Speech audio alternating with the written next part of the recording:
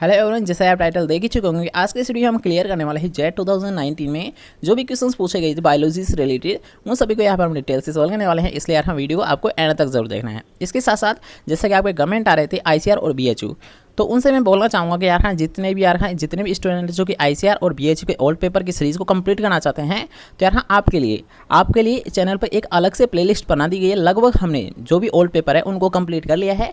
अगर आपने जो प्लेलिस्ट है विजिट नहीं की है तो लिंक मैं डिस्क्रिप्शन में दे दूंगा या फिर आई बटन पर आपको मिल जाएगी, तो वहाँ से आप सभी ओल्ड पेपर की सीरीज़ को कंप्लीट कर सकते हो। ठीक है, चलो आज के वीडियो को स्टार्ट करते हैं। आज कुछ नया सीख लेते हैं।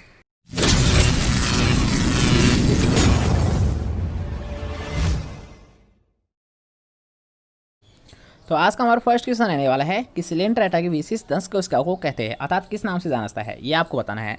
जल्दी से बताएंगे कि जो सिलेंडर आटा है तो इसकी दंश कोशिकाओं को किस नाम से जाना जाता है। फ्लेम कोशिकाओं के नाम से, नेमेटोसिस्ट के नाम से, कोइनोसाइट के नाम से, फिर स्क्लेरोब्लास्ट के नाम से। जल्दी से बताएंगे कि जो सिलेंडर आटा है तो इसकी दंश कोशिकाओं को किस नाम से जाना जाता है। फ्लेम कोशिकाओं के नाम से, नेमेटोसिस्ट के नाम से, कोइनोसाइट के नाम से, या फिर स्क्लेरोब्लास्ट के नाम से। जल्दी से बताइए। तो यार अगर बात करते हैं विशेष दंश कोशिकाओं, तो इनको बोला जाता है निमिटोसिस्ट। क्या बोला जाता है यार? निमिटोसिस्ट बोला जाता है। ठीक है, नेक्स्ट क्वेश्चन की ओर बढ़ते हैं।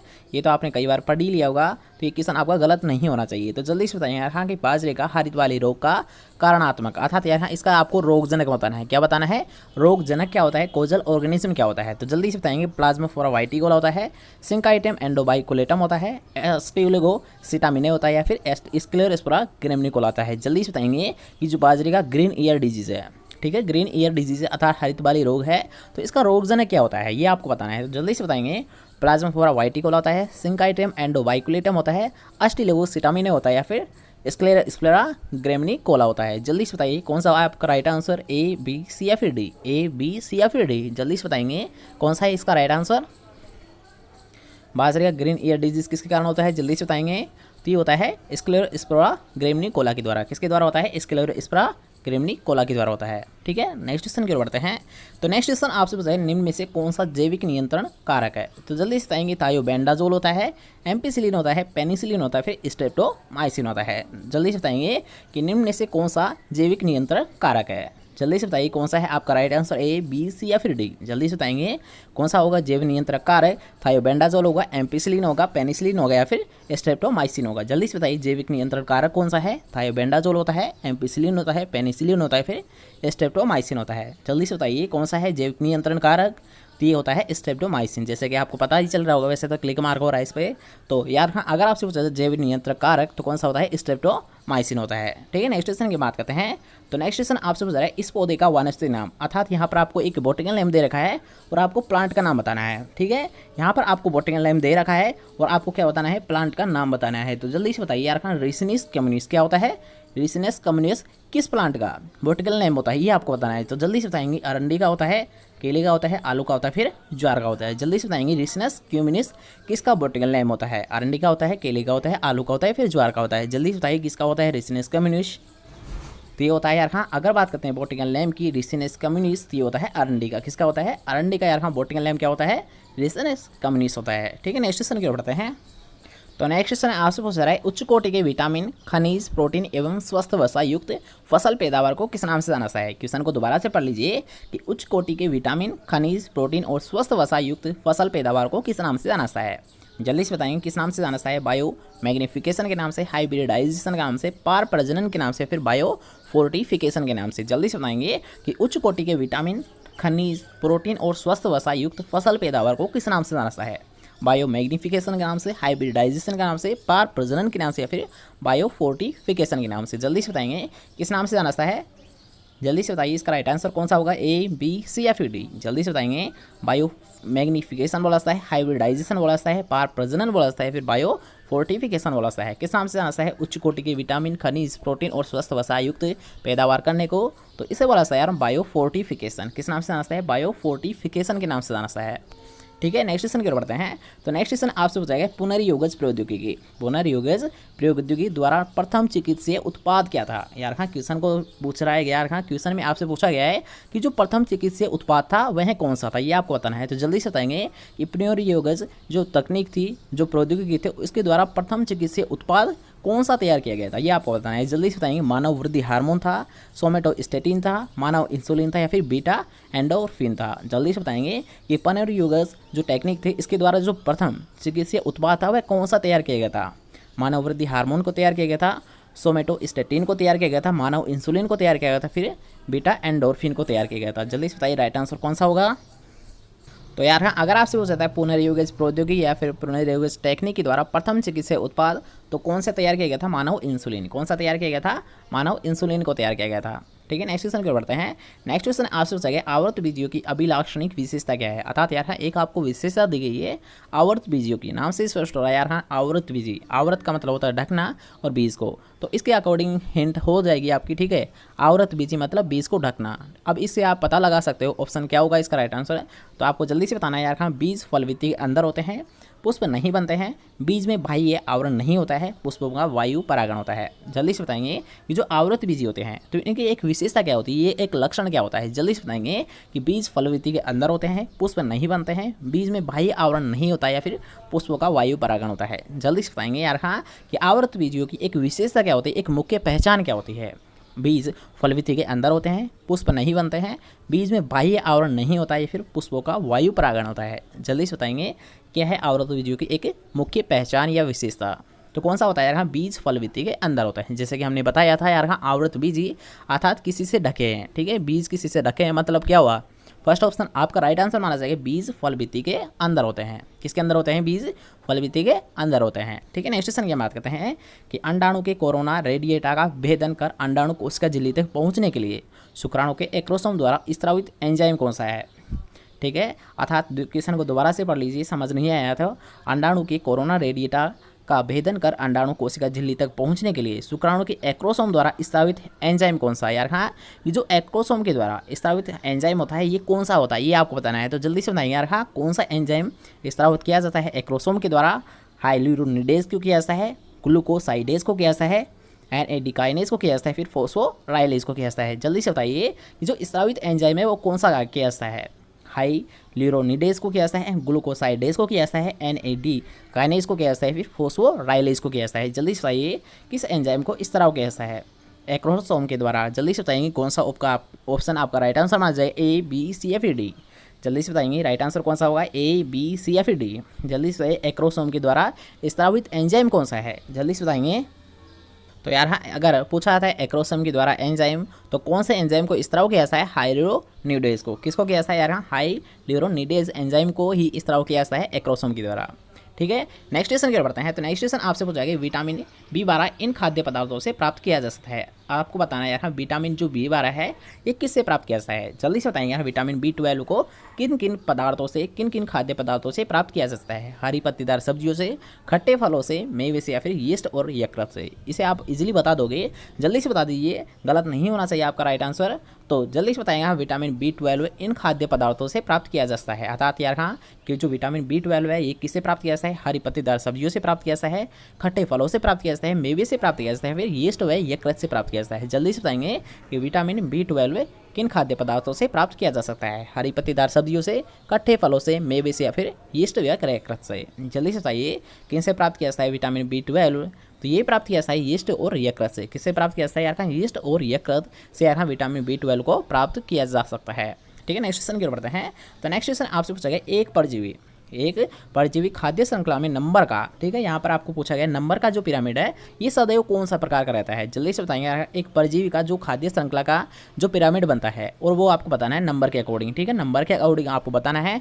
तो जल्दी से बताइए जो पिरामिड बनेगा ये कौन सा बनेगा, सीधा बनेगा, उल्टा बनेगा, झुका हुआ बनेगा या फिर क्षैतिज बनेगा। जल्दी से बताएंगे कि एक परजीवी खाद्य श्रृंखला में नंबर का जो पिरामिड बनता है ये सदैव कौन से प्रकार का रहता है, सीधा बनता है, उल्टा बनाता है यानी झुका हुआ बनता है या फिर क्षैतिज बनता है। जल्दी से बताएंगे कि एक परजीवी खाद्य श्रृंखला में नंबर का जो पिरामिड बनेगा ये सदैव किस प्रकार का बनता है, उल्टा बनेगा, सीधा बनेगा, झुका हुआ बनेगा या फिर क्षैतिज बनता है।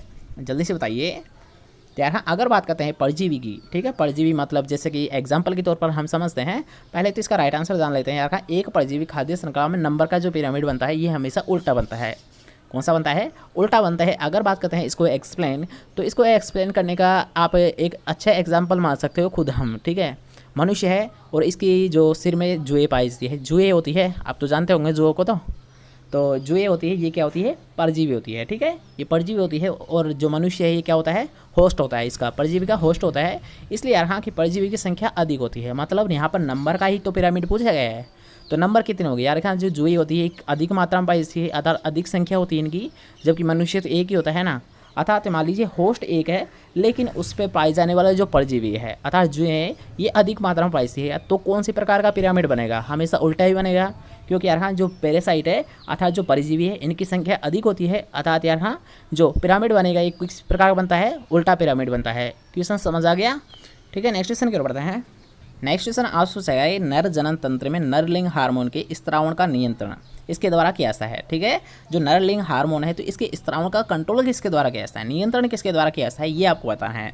जल्दी से बताएंगे। फोलिकल स्टिमुलेटिंग हार्मोन के द्वारा किया जाता है, ग्रोथ हार्मोन के द्वारा किया जाता है, एंड्रोकोर्टिट्रोपिक हार्मोन के द्वारा किया जाता है, फिर ल्यूटिनाइजिंग हार्मोन के द्वारा से। यार जल्दी से बताएंगे यार हाँ कि जो नर जनन तंत्र में नरलिंग हार्मोन के स्त्रावण का नियंत्रण किसके द्वारा किया जाता है, फोलिकल स्टिमुलेटिंग हार्मोन के द्वारा, ग्रोथ हार्मोन के द्वारा, एडिनो कार्टोट्रोपिक हार्मोन के द्वारा, फिर ल्यूटिनाइजिंग हार्मोन के द्वारा। जल्दी से बताएंगे नर जनन तंत्र में नरलिंग हार्मोन के स्त्रावण का नियंत्रण किसके द्वारा किया जाता है, फोलिकल स्टिमुलेटिंग हार्मोन के द्वारा, ग्रोथ हार्मोन के द्वारा, एडिनोकोर्टिकोट्रोपिक हार्मोन के द्वारा, फिर ल्यूटिनाइजिंग हार्मोन के द्वारा। जल्दी से बताएंगे किस हार्मोन के द्वारा किया जाता है इसका कंट्रोल, तो इसका किया जाता है हाँ ल्यूटिनाइजिंग हार्मोन के द्वारा। किसके द्वारा किया जाता है, ल्यूटिनाइजिंग हार्मोन के द्वारा। हाँ नरलिंग जो हार्मोन है तो इसके स्त्रावण को कंट्रोल किया जाता है। ठीक है, नेक्स्ट क्वेश्चन की बात करते हैं। नेक्स्ट क्वेश्चन आपसे पूछा गया द्विनिषेचन होता है यार नर युग्मक का अंड कोशिका से संलयन होना को बोला जाता है, युग्मक संलयन प्लस त्रिसंलयन को बोला जाता है, नर युग्मक का दो ध्रुवीय केंद्रों को संलयन को बोला जाता है, या फिर नर युग्मक का अन्य नर युग्मक से संलयन को बोला जाता है। अर्थात द्विनिषेचन किसे बोला जाता है, द्विनिषेचन होता क्या है ये आपका पूछा गया। तो जल्दी से बताएंगे यार द्विनिषेचन होता क्या है, नर युग्मक का अंड कोशिका से मिलना, युग्मक संलयन का या फिर या त्रिसंलयन को बोला जाता है, नर युग्मक का दो ध्रुवीय केंद्रों से संलयन होना, या फिर नर युग्मक का अन्य नर युग्मक से संलयन होना। अर्थात जल्दी से बताएंगे यार द्विनिषेचन किसे बोला जाता है, द्विनिषेचन होता क्या है ये आपको बताना है। तो जल्दी से बताएंगे A, B, C या फिर D। राइट आंसर कौन सा होगा, जल्दी से बताइए कि नर युग्मक का अंड कोशिका से संलयन होना, युग्मक संलयन व त्रिसंलयन, नर युग्मक का दो ध्रुवीय केंद्र को से संलयन होने को, या फिर नर युग्मक का अन्य नर युग्मक से संलयन होने को। जल्दी से बताएंगे द्विनिषेचन किसे बोला जाता है। तो आपने पढ़ा होगा यार एक तो संलयन होता है। ठीक है, द्विनिषेचन अर्थात एक जो निषेचन की क्रिया होती है ये कंप्लीट होती है युग्मक संलयन में। ठीक है, एक निषेचन यहाँ पर कंप्लीट होता है और एक होता है यार त्रिसंलयन में। ठीक है, त्रिसंलयन मतलब सेकेंड निषेचन यहाँ पर हो रहा है। ठीक है, द्विनिषेचन की जो क्रिया होती है मुख्यतः यार फर्स्ट जो क्रिया होती है ये होती है युग्मक संलयन के द्वारा, और जो दूसरी निषेचन की क्रिया होती है ये होती है त्रिसंलयन के द्वारा। ठीक है, कब होती है यार त्रिसंलयन के द्वारा होती है, इसलिए यार इसे द्विनिषेचन क्रिया के नाम से जाना जाता है। ठीक है, इन दोनों क्रियाओं को साथ में बोला जाता है द्विनिषेचन। ठीक है, क्वेश्चन क्लियर हो। नेक्स्ट क्वेश्चन की बात करते हैं कि कोशिकाओं के आरएनए का मुख्य भाग इनमें पाया जाता है। तो जल्दी से बताएंगे कि कोशिकाओं के जो आरएनए का मुख्य भाग है, ठीक है, आरएनए का मुख्य भाग कहाँ पर पाया जाता है ये आपको बताना है। तो जल्दी से बताइए न्यूक्लियोलस में पाया जाता है, कोशिकीय राइबोसोम में पाया जाता है, क्रोमोसोम्स में पाया जाता है, या फिर माइटोकॉन्ड्रिया में पाया जाता है। जल्दी से बताएंगे कि कोशिकाओं के आरएनए का मुख्य भाग किस में पाया जाता है, न्यूक्लियोलस में पाया जाता है, कोश के राइबोसोम्स में पाया जाता है, क्रोमोसोम्स में पाया जाता है, फिर माइटोकॉन्ड्रिया में पाया जाता है। जल्दी से बताएंगे कि आरएनए का मुख्य भाग इनमें पाया जाता है। जल्दी से बताएंगे किस में पाया जाता है, आरएनए का मुख्य भाग न्यूक्लियस में पाया जाता है, कोशिकीय राइबोसोम्स में पाया जाता है, क्रोमोसोम्स में पाया जाता है, फिर माइटोकॉन्ड्रिया में पाया जाता है। कहाँ पर पाया जाता है जल्दी से बताइए। तरह अगर बात करते हैं आरएनए का मुख्य भाग तो कहाँ पर पाया जाता है, कोशिकीय राइबोसोम्स में पाया जाता है। कहाँ पर पाया जाता है, कोशिकीय राइबोसोम्स में पाया जाता है। ठीक है, नेक्स्ट क्वेश्चन की ओर बढ़ते हैं।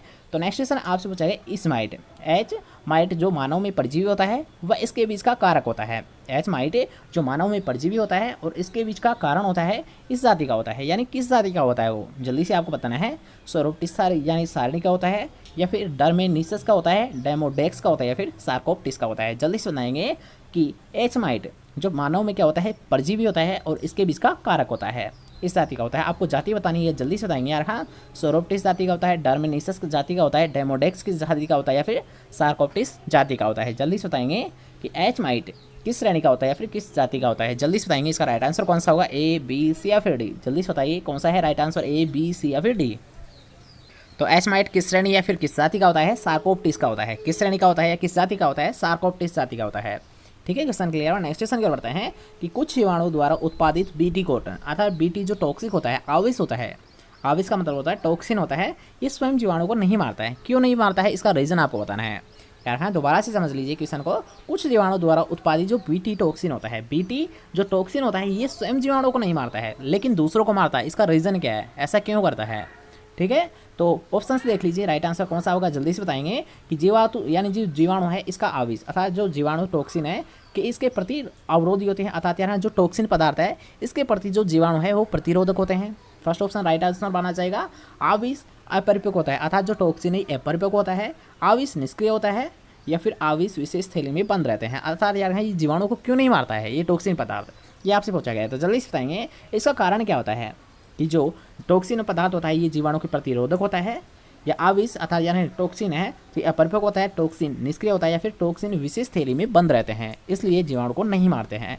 तो जल्दी से बताइए इसका रीज़न क्या होता है कि जो बीटी टॉक्सिन है ये जीवाणु को नहीं मारता है, स्वयं जीवाणु को नहीं मारता है बल्कि दूसरे जीवाणु को मार देता है। क्या रीज़न है, क्या कारण है? तो अगर बात करते हैं इसका रीज़न क्या होता है यार कहाँ, ये जो टॉक्सिन पदार्थ होता है यार कहाँ, जो टॉक्सिन पदार्थ होता है ये स्वयं जीव में यार कहाँ निष्क्रिय होता है। क्या होता है, स्वयं जीव में होता है निष्क्रिय, लेकिन जब ये दूसरे जीव में एंटर करता है, दूसरे जीव में जब प्रवेश कर जाता है तब ये क्या होता है, सक्रिय हो जाता है। क्या हो जाता है, सक्रिय हो जाता है और उसकी लाइफ साइकिल को ख़त्म कर देता है अर्थात उसे मार देता है। ठीक है यार हाँ, जो स्वयं जीवाणु में रहता है जब तो क्या रहता है ये टॉक्सिन पदार्थ निष्क्रिय अवस्था में रहता है, लेकिन जैसे ही ये दूसरे जीव में जाता है वैसे ये क्या होता है, सक्रिय हो जाता है, एक्टिव हो जाता है और उस जीव को मार देता है। ठीक है, क्वेश्चन क्लियर है। नेक्स्ट क्वेश्चन की ओर बढ़ते हैं। उससे पहले अगर आपको वीडियो पसंद आ रही है तो आपको नए वीडियो को एक लाइक और चैनल को अभी तक सब्सक्राइब नहीं किया है तो चैनल को सब्सक्राइब भी कर देना, क्योंकि हम ऐसे ही एग्रीकल्चर डेली वीडियोस लाते रहते हैं। ठीक है, नेक्स्ट क्वेश्चन की ओर बढ़ते हैं। तो नेक्स्ट क्वेश्चन आपसे पूछा है नर कॉकरोच, नर कॉकरोच मादा कॉकरोच से निम्न की उपस्थिति से भिन्न होता है, अर्थात क्यों होता है भिन्न, यानी एक मुख्य आपको पहचान बतानी आती है। तो नर कॉकरोच मादा कॉकरोच से भिन्न क्यों होता है, इसकी आपको एक पहचान बतानी है, एक लक्षण बताना है। जल्दी से बताइए यानी कौन सा ऐसा लक्षण है जिससे यार नर कॉकरोच मादा कॉकरोच से अलग दिखता है, भिन्न होता है। तो जल्दी से बताइए नर कॉकरोच मादा कॉकरोच से कैसे भिन्न होता है। अधिक श्वसन छिद्रों की उपस्थिति से, एक जोड़ी एनल स्टाइल से, एक जोड़ी एनल साइज या फिर बड़े आकार से। किस प्रकार भिन्न होता है, जल्दी से बताएंगे।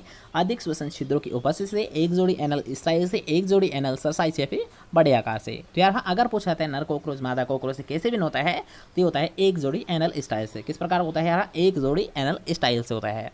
ठीक है, नेक्स्ट क्वेश्चन की बात करते हैं। तो नेक्स्ट क्वेश्चन आपसे पूछा गया केंचुए में टिप्टोसेल इस खंड के बाद विस्तारित होती है। जल्दी से बताएंगे कि ऐसा कौन सा खंड है जिसके बाद में जो टिप्टोसेल है ये विस्तारित होने लग जाती है, इसका फैलाव होने लग जाता है। तो जल्दी से बताएंगे कौन सा खंड होता है, 26वां खंड होता है, 54वां खंड होता है, 67वां खंड होता है या फिर 100वां खंड होता है। जल्दी से बताएंगे यार केंचुए में टिप्टोसेल किस खंड के बाद विस्तारित होने लग जाती है, 26 खंड के बाद, 54 खंड के बाद, 67 खंड के बाद या फिर 100 खंड के बाद। जल्दी से बताएंगे कि कौन सा ऐसा खंड है जिसके बाद में टिप्टोसेल विस्तारित होने लग जाती है, इसका फैलाव होने लग जाता है। तो कौन सा खंड होता है, 26वां खंड होता है। कौन सा होता है, 26वां खंड होता है।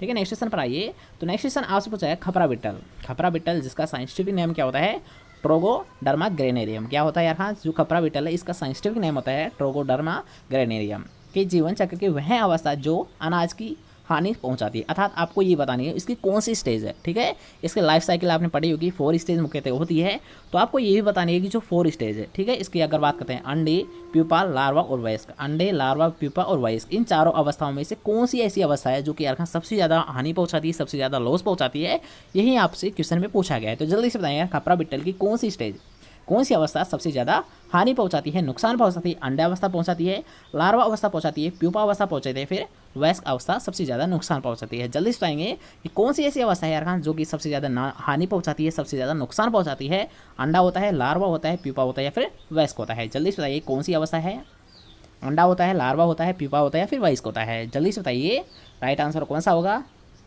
तो यार अगर बात करते हैं खपरा बिट्टल तो इसका लार्वा स्टेज कौन सी होती है यार, लार्वा स्टेज है ये सबसे ज़्यादा, इसका जो लार्वा होता है खपरा बिट्टल का ये सबसे ज़्यादा नुकसान पहुंचाता है, सबसे ज़्यादा हानि पहुंचाता है।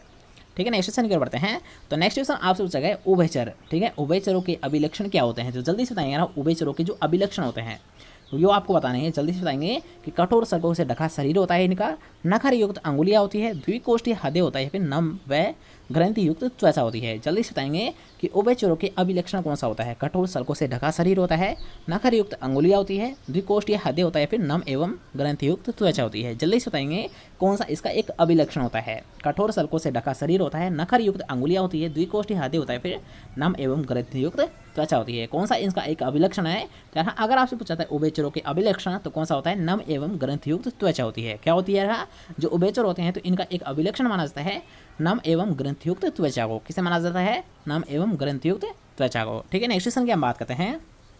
तो नेक्स्ट क्वेश्चन आपसे पूछा है राजस्थान में पाए जाने वाले वनों का प्रकार है। तो जल्दी से बताएं वन किस प्रकार के पाए हैं राजस्थान में। कहाँ पर, राजस्थान में पाए जाने वाले वनों का प्रकार कौन सा है। जल्दी से बताएंगे सदाबहार वन पाए हैं, मानसूनी वन पाए हैं, शुष्क वन पाए हैं, फिर डेल्टाई वन पाए हैं। अर्थात किस प्रकार के वन पाए हैं राजस्थान में। जल्दी से बताइए राइट आंसर कौन सा होगा। सदाबहार वन पाए हैं, मानसूनी वन पाए हैं, शुष्क वन पाए हैं, फिर डेल्टाई वन पाए हैं। जल्दी से बताएंगे कौन सा राइट आंसर होगा। राजस्थान में पाए जाने वाले वनों का प्रकार कौन सा होता है। सदाबहार वन पाए हैं, मानसूनी वन पाए हैं, शुष्क वन पाए हैं, फिर डेल्टाई वन पाए हैं। जल्दी से बताएंगे कौन सा राइट आंसर होगा। तो यहाँ अगर बात करते हैं राजस्थान के लिए तो राजस्थान में यहाँ कौन सी प्रकार के वन पाए हैं, ये पाए हैं शुष्क वन। कौन से प्रकार के पाए हैं, शुष्क वन पाए हैं। ठीक है, तो इसका राइट आंसर शुष्क वन है, क्योंकि राजस्थान में किस प्रकार के वन पाए हैं, शुष्क वन पाए हैं। ठीक है, नेक्स्ट क्वेश्चन की बात करते हैं कि रासायनिक कीटनाशक विषाक्तता। रासायनिक कीटनाशक की विषाक्तता मापने के लिए परीक्षण प्रजाति के लिए उसकी निर्धारित करना आवश्यक होता है। अर्थात उसकी कौन सी मात्रा निर्धारित करना आवश्यक होता है, ये आपको बताना है। तो जल्दी से बताएंगे लीथल डोज, बाह्य पर्यावरणीय कारक, मीडियम लीथल डोज LD50 या फिर मिनिमम लीथल डोज। तो यहाँ पर एक वर्ड यूज़ आपको देखने को मिल रहा है यार, हाँ लीथल डोज। तो लीथल डोज होती क्या है इसके बारे में थोड़ा सा बता देता हूँ यार। हाँ, लीथल डोज अर्थात वह डोज या फिर वह मात्रा जिस पर क्या होता है कोई जीव मर जाता है, ठीक है, उसकी डेथ हो जाती है उस मात्रा पर, तो उसी को यार हाँ लीथल डोज के नाम से नाचता है। ठीक है, मान लीजिए कोई सा कीट को आप खत्म करने के लिए उसके डोज को अप्लाई करो तो लीथल डोज मतलब उसको कीट को यानी संपूर्ण रूप से खत्म कर दे, उसकी वह मात्रा जो उस कीट को मार दे, उसी को यार लीथल डोज के नाम से जाना सा है।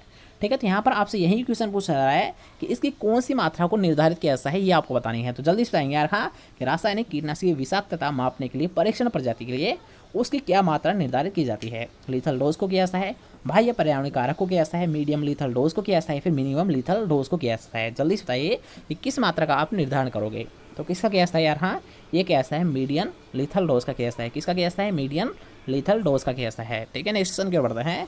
तो नेक्स्ट क्वेश्चन आपसे पूछा गया है, तो यहाँ पर आपसे पूछा गया जैव उर्वरक का मुख्य स्रोत क्या है। जल्दी से बताएंगे यार हाँ कि जैव उर्वरक का मुख्य स्रोत क्या होता है। कवक जीवाणु विषाणु होता है, जीवाणु कवक साइनोबैक्टीरिया होता है, जीवाणु शैवाल साइनोबैक्टीरिया होता है, फिर विषाणु कवक शैवाल होता है। जल्दी से बताएंगे कि जैव उर्वरक का मुख्य स्रोत क्या होता है। कवक जीवाणु विषाणु होता है, जीवाणु कवक साइनोबैक्टीरिया होता है, जीवाणु शैवाल साइनोबैक्टीरिया होता है, फिर वायरस यानी विषाणु कवक शैवाल होता है। जल्दी से बताएंगे कौन सा राइट आंसर है। तो यहाँ पर आपको दिख ही रहा होगा, क्लिक मार हो रहा है, अर्थात इसका राइट आंसर कौन सा है। जैव उर्वरक का मुख्य स्रोत किसे माना जाता है, जीवाणु शैवाल और साइनोबैक्टीरिया। किस माना जाता है यार, जैव उर्वरक का जो मुख्य स्रोत है ये माना जाता है जीवाणु शैवाल और साइनोबैक्टीरिया को। ठीक है, नेक्स्ट क्वेश्चन की बढ़ते हैं। तो नेक्स्ट क्वेश्चन ये भी एक अच्छा क्वेश्चन है, कई बार आपसे एग्जाम में पूछा गया है। तो जल्दी से बताएंगे प्रमुख ग्रीन हाउस गैसेज कौन सी होती है। जल्दी से बताएंगे कि ग्रीन हाउस गैस कौन कौन सी होती है। CO2, CH4, SO2, यानी इसके डायरेक्ट आपको ऑप्शन से देख लीजिए जल्दी से। तो ग्रीन हाउस कौन कौन सी होती है जल्दी से आपको बताना है। इसका राइट आंसर क्या होगा, A, B, C या फिर D। ऑप्शन जल्दी से देख लीजिए कि जो प्रमुख ग्रीन हाउस गैसें है वो कौन कौन सी होती है। जल्दी से बताएंगे कि राइट आंसर कौन सा होगा, A, B, C या फिर D। जल्दी से आप ऑप्शन देख लीजिए। ग्रीन हाउस गैसें में सम्मिलित की जाती है, अर्थात कौन कौन सी गैसों को यार हाँ ग्रीन हाउस गैसें बोला जाता है। जल्दी से बताएंगे इसका राइट आंसर क्या होता है, A, B, C या फिर D। जल्दी से बताइए कौन सा राइट आंसर है, A, B, C या फिर D। जल्दी से बताइए। तो इसका जो राइट आंसर है वो है फोर्थ ऑप्शन, क्योंकि यार हाँ अगर बात करते हैं CO2, CH4, N2O और CFC, अर्थात यार हाँ carbon dioxide, methane gas, nitrous oxide और क्लोरोफ्लोरोकार्बन। यार हाँ carbon dioxide, methane gas, nitrous oxide gas और क्लोरोफ्लोरोकार्बन, अर्थात ये सभी गैसें क्या होती है, ग्रीन हाउस गैसें होती है।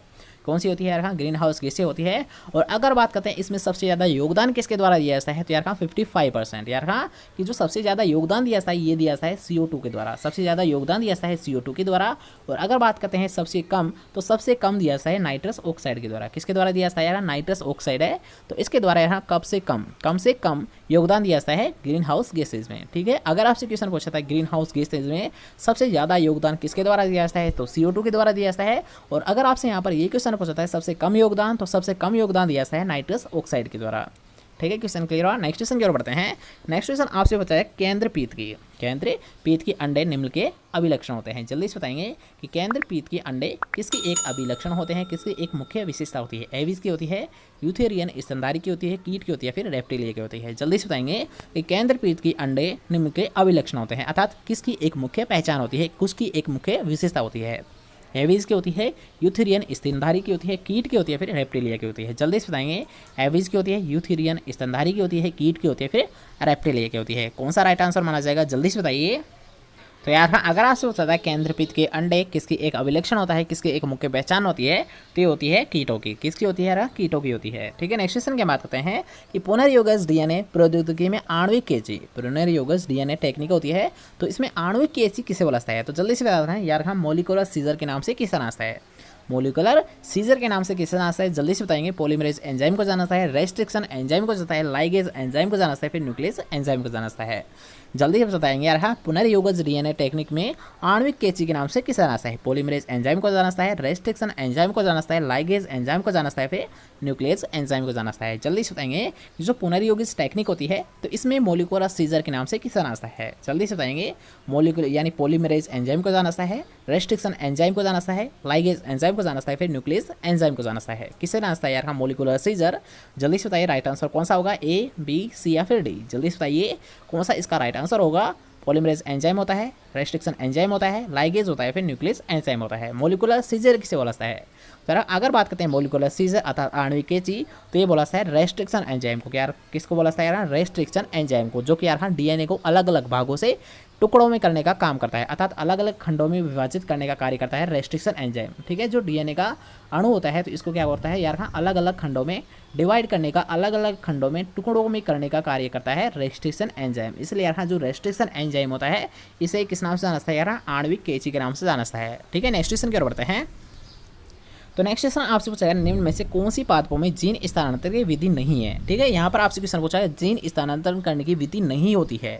क्वेश्चन को हमेशा ध्यान से समझा करो कि इसमें आपसे पूछा गया निम्न में से कौन सी पादपों में जीन स्थानांतरण की विधि नहीं है। तो जल्दी से बताएंगे। इलेक्ट्रोपोरेसिस, सोनीकरण, सूक्ष्म इंजेक्शन या कैप्सूलीकरण, अर्थात कौन सी नहीं होती है। जल्दी से बताएंगे। जीन स्थानांतरण की विधि इलेक्ट्रोपोरेसिस होती है, सोनीकरण होती है, सूक्ष्म इंजेक्शन होती है, फिर कैप्सूलीकरण नहीं होती है। जल्दी से बताएं हाँ, कौन सी होती है पादपों में जीन स्थानांतरण की विधि नहीं होती है। इलेक्ट्रोपोरेसिस, सोनीकरण, सूक्ष्म इंजेक्शन या फिर कैप्सूलीकरण, कौन सी नहीं है। जल्दी से बताएंगे। तो जैसे कि आपको क्लिक मार्क दिख ही रहा होगा यार हाँ, कि कौन सी नहीं होती है, कैप्सूलीकरण नहीं होती है।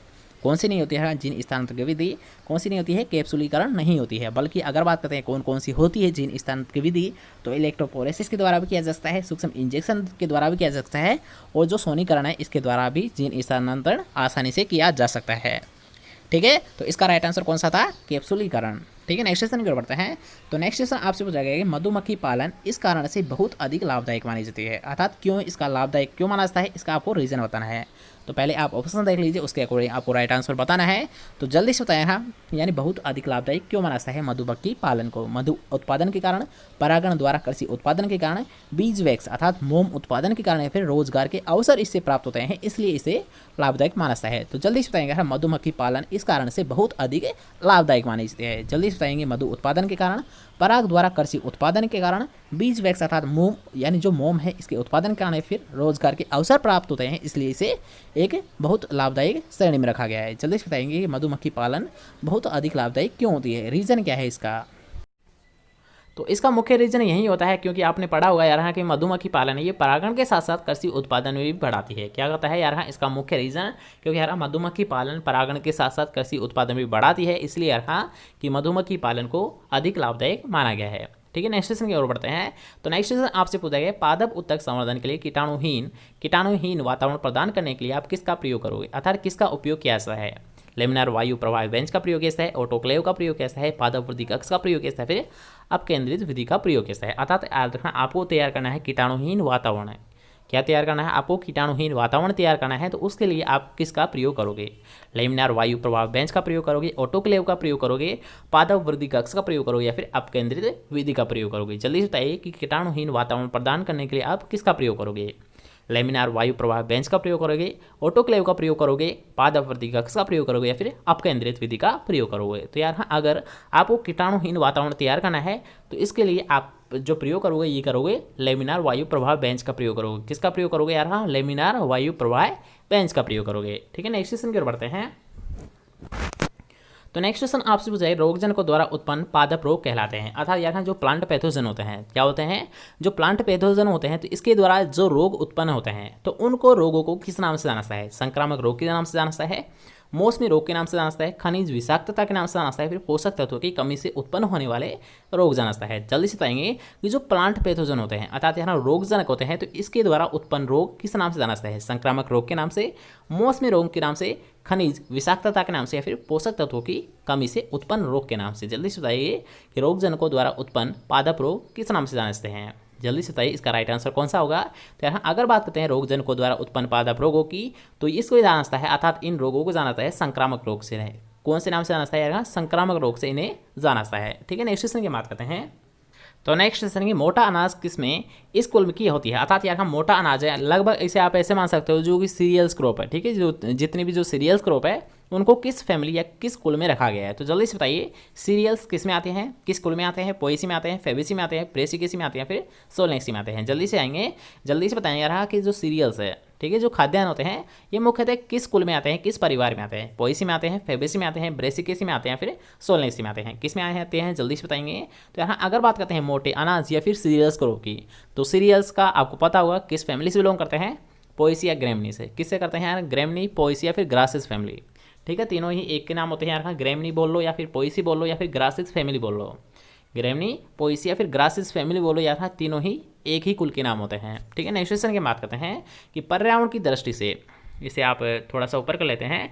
तो अब देख लीजिए, आपको बताना है जल्दी से यार हाँ कि पर्यावरण की दृष्टि से सुरक्षित एवं प्रभावी कीट नियंत्रण की विधि कौन सी है? पर्यावरण को भी आपको सुरक्षित करना है और आपको प्रभावी कीट भी नियंत्रित करने हैं। अर्थात ऐसी कौन सी विधि का आप प्रयोग करोगे जिससे यार हाँ पर्यावरण भी सुरक्षित रहे और जो कीट है इनका भी नियंत्रण हो जाए? जल्दी से बताएंगे। फेरामिन ट्रैप का प्रयोग करेंगे, रासायनिक नियंत्रण विधि का प्रयोग करेंगे, भौतिक नियंत्रण का प्रयोग करेंगे या फिर कर्षण क्रियाओं का निर्माण करेंगे या फिर कर्षण क्रियाओं का प्रयोग करोगे? जल्दी से बताएंगे।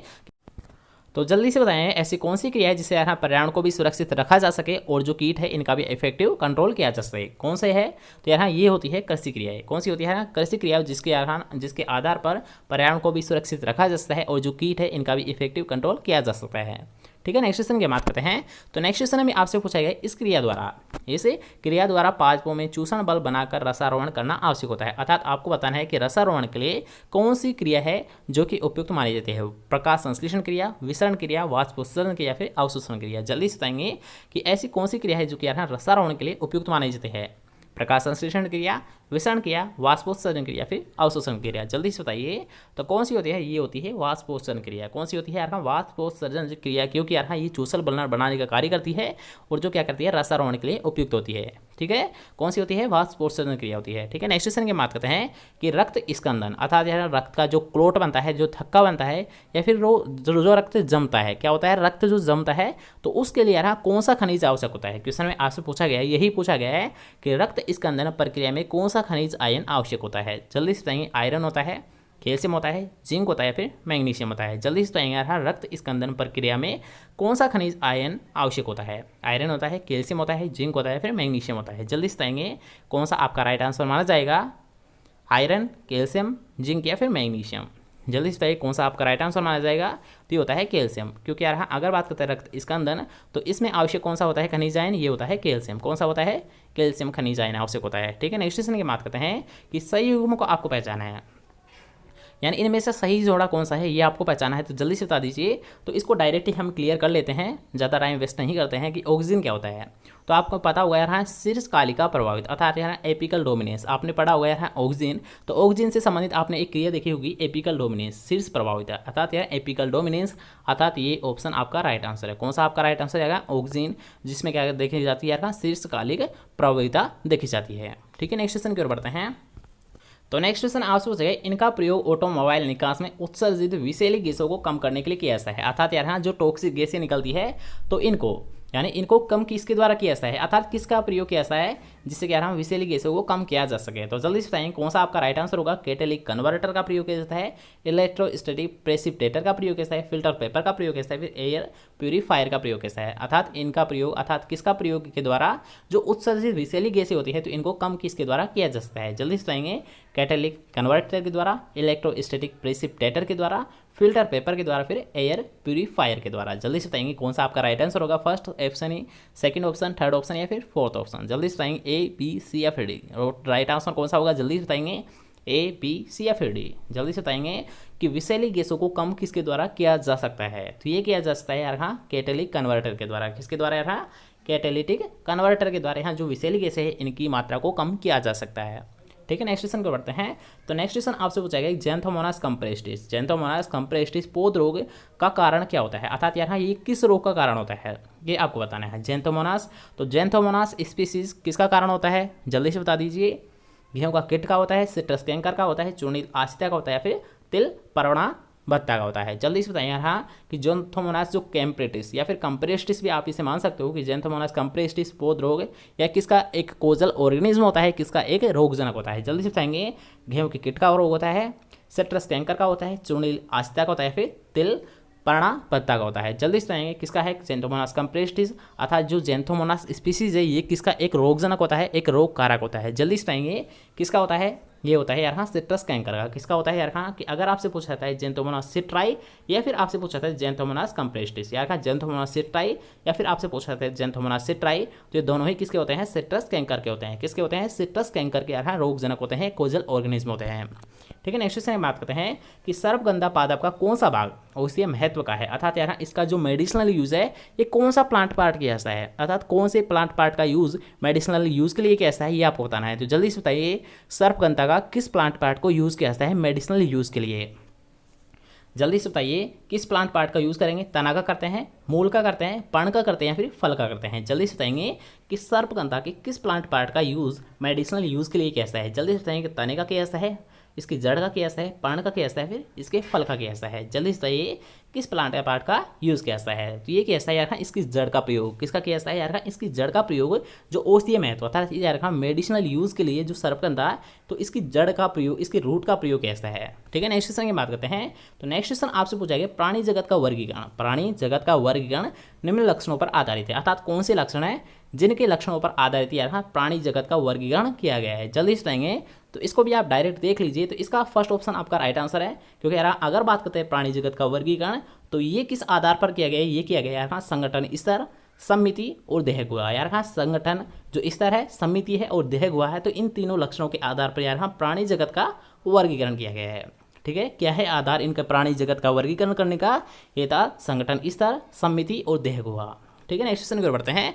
तो नेक्स्ट क्वेश्चन आपसे पूछा गया है कि बैंगन का लघुपर्ण रोग अर्थात जो छोटी पत्ती रोग होता है, ये क्वेश्चन हमने कई बार क्लियर किया है, तो ये क्वेश्चन आपका गलत नहीं होना चाहिए। तो जल्दी से बता दीजिए कि बैंगन का जो छोटी पत्ती रोग है अर्थात लघुपर्णी रोग है ये किसके कारण होता है, इसका कोजल ऑर्गेनिज्म क्या होता है। जल्दी से बताएंगे किसके द्वारा होता है, जीवाणु के द्वारा होता है, विषाणु के द्वारा होता है, माइकोप्लाज्मा होता है या फिर कवक के द्वारा होता है। जल्दी से बताएंगे किसके द्वारा होता है बैंगन का छोटी पत्ती रोग, जीवाणु के द्वारा होता है, विषाणु के द्वारा होता है, माइकोप्लाज्मा के द्वारा होता है, फिर कवक के द्वारा होता है। इसका कोजल ऑर्गेनिज्म क्या होता है, जल्दी से बताएंगे किसके द्वारा होता है।